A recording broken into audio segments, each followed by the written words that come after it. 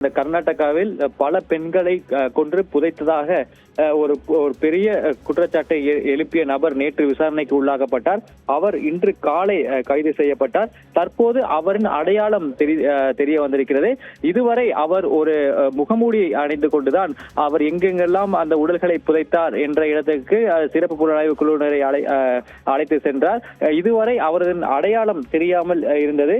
இன்று காலை அந்த விசாரணைக்கு பின்பு அவர் கைது செய்யப்பட்டிருக்கிறார். அவர் சின்னையா என்று தெரிய வந்திருக்கிறது. இவர் மாண்டியாவை சேர்ந்த நபர்.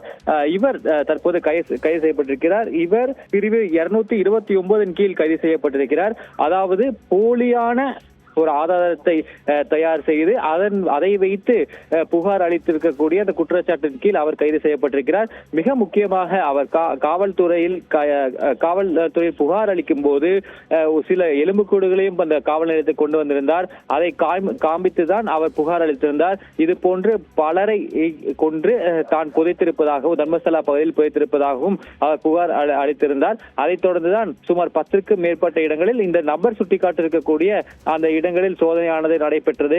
ஆனால் எங்குமே அவர் குறிப்பிட்டபடி அதிக அளவில் எலும்புக்கூடுகளோ அல்லது உடல்களோ கிடைக்கப்பெறவில்லை.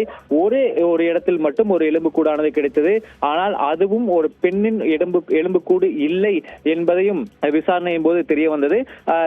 தொடர்ந்து அவர் கூறியது போல எந்த எலும்புக்கூடுகளோ உடல்களோ கிடைக்காத நிலையில் நேற்று சிறப்பு புலனாய்வு குழுவினர் அவரிடம் தங்களது விசாரணையை தீவிரப்படுத்தினர்.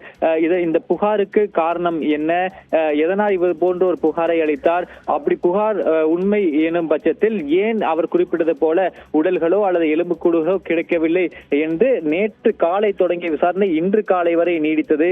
அந்த விசாரணையில் கிடைக்கப்பெற்ற தகவலின் பேரிலேயே தற்போது அவர் கைது செய்யப்பட்டிருக்கிறார். மிக முக்கியமாக போலியான ஆதாரங்களை தயார் செய்து அவர் புகார் அளித்திருப்பதை காவல்துறையினர் உறுதி செய்திருக்கின்றனர். மிக முக்கியமாக இதற்கு பின்புலமாக இருப்பது யார்?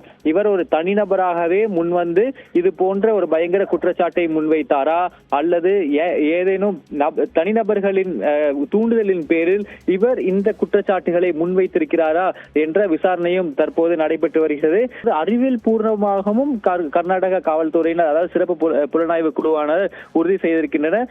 ஏனால் இந்த சின்னையா கூறிய அனைத்து இடங்களிலுமே தோண்டப்பட்டு அந்த புகார் உண்மை அல்ல என்பது நிரூபிக்கப்பட்டிருக்கிறது. இனி மேலும் விசாரணையில் தான் இந்த குற்றச்சாட்டை முன்வைப்பதற்கான காரணம் என்ன என்பது தெரிய வரும்.